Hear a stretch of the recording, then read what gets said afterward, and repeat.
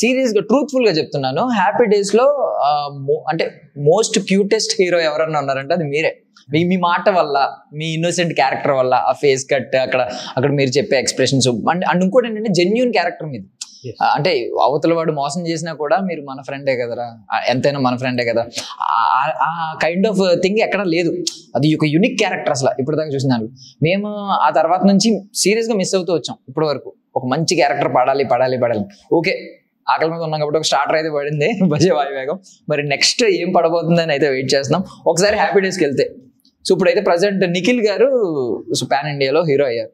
అసలు మీరు ఆ టైంలో, అంటే తమన్నా గారు ఆల్రెడీ మనకి తెలుసు, ఆవిడ ముందు నుంచి సక్సెస్ఫుల్ గానే అప్పటి నుంచి సక్సెస్ అవుతూనే వచ్చారు.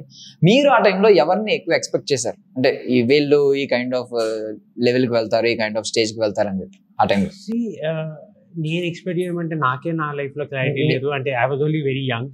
సో బేసికలీ నిఖిల్ కూడా అది ఏం ఫ్లూక్ గా రాలేదు.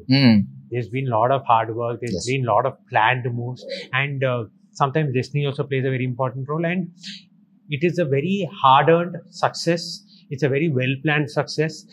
He worked very, very hard to reach where he is today. So complete credit to him. And I'm very happy for him because, it gives hope to a lot of people in the industry who are aspiring non-filmy background. If you say, today Nikhil is one such example.